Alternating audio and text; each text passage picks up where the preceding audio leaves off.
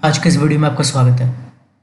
और आज मैं आपको ये बताने वाला हूँ कि यूएसए में इन्वेस्टिंग करने के क्या क्या फ़ायदे हैं यूएस के मार्केट में। देखिए, जैसे कि आपको पता होगा, मैंने यूएसए में इन्वेस्टिंग करने की जो सीरीज़ है कल से चालू करी है।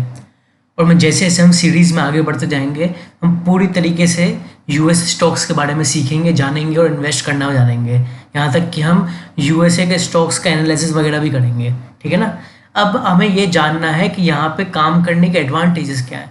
देखिए, यूएसए के स्टॉक मार्केट में जो एडवांटेजेस है काम करने की, बहुत ही ज़्यादा एडवांटेजेस हैं। इंडिया के मार्केट से भी ज़्यादा एडवांटेजेस हैं।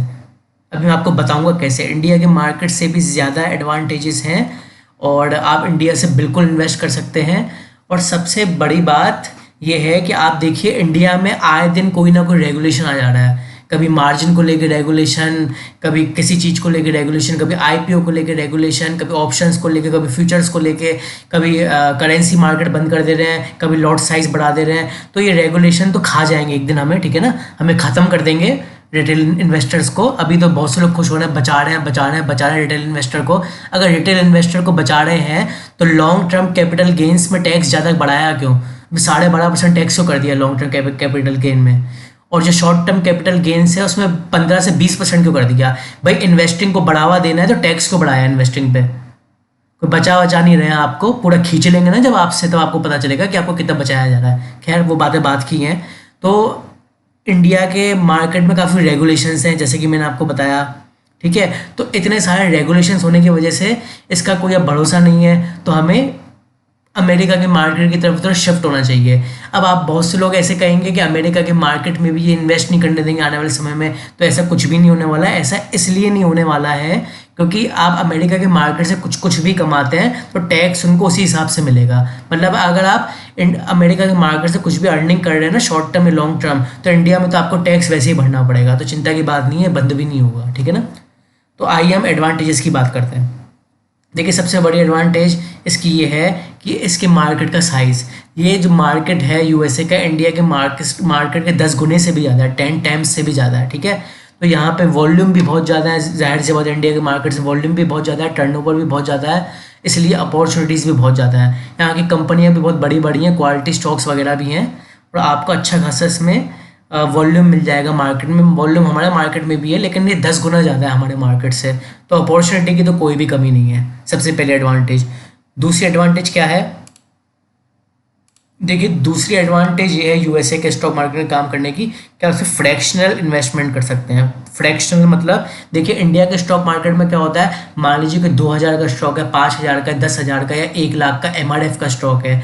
उसमें क्या है, आपके पास अगर इतना पैसा नहीं है, आपको 5, 10,000, 1 लाख नहीं है, तो उस स्टॉक को आप नहीं खरीद सकते हैं। लेकिन यूएसए के स्टॉक मार्केट में क्या है, चाहे शेयर कितने भी रुपए का हो, 1000 का, 5000 का, 10,000 का, 50,000 का, 1 लाख का, 10 लाख का, कितने भी रुपए का शेयर हो, आप इसमें 100 रुपये तक का भी स्टॉक में इन्वेस्ट कर सकते हैं। फ्रैक्शनल जिसको बोलते हैं, फ्रैक्शनल इन्वेस्टमेंट कर सकते हैं। मतलब कि आपको कोई स्टॉक ऐसा लग रहा है कि अफोर्ड नहीं कर सकते हैं, तो कोई चिंता की बात नहीं है। कोई 10,000 रुपये का भी एक शेयर है ना, तो आप उसमें 2,000 रुपये, 1,000 रुपये भी लगा के इन्वेस्ट कर सकते हैं। तो ये एक बहुत बड़ी एडवांटेज है जो इंडिया के मार्केट में बिल्कुल भी नहीं है, फ्रैक्शनल इन्वेस्टमेंट की। ठीक है। तीसरी इसमें बड़ी एडवांटेज ये है कि अमेरिका है, अमेरिका का मार्केट है, ओपन इकोनॉमी है। आप समझ रहे हैं, ओपन इकोनॉमी है। इंडिया में जैसे कि आपको 1000 तरीके के कंपनियों को पेपर वर्क्स करने पड़ते हैं, रेगुलेशंस करने पड़ते हैं, तो इस वजह से मार्केट में वॉलेटिलिटी वगैरह रहती है।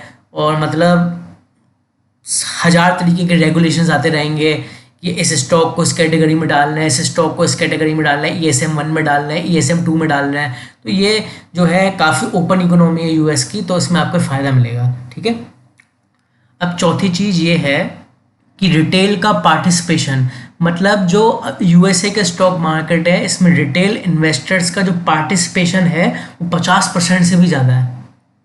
इसका मतलब आप समझते हैं, मतलब पूरा कंट्रोल जो है, मैक्सिमम कंट्रोल जो है, 50% से भी ज़्यादा रिटेल इन्वेस्टर्स अमेरिका के मार्केट में इन्वेस्टेड हैं। तो पूरा कंट्रोल जो है, मैक्सिमम कंट्रोल जो है, रिटेल इन्वेस्टर्स के हाथ में।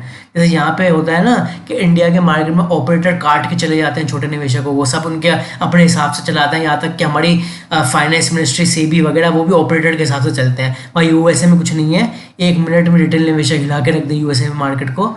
तो तो इसलिए वहाँ पे आपको ये सिक्योरिटी है कि काम करने वाले आम लोग ही हैं, मार्केट को कंट्रोल करने वाले आम लोग ही हैं। मतलब ऐसा कुछ नहीं है कि भयंकर ऑपरेटर एक्टिविटी चालू है और आपको बेवकूफ़ बनाया जा रहा है कि आपकी सुरक्षा के लिए बैठे हैं वो लोग, ठीक है।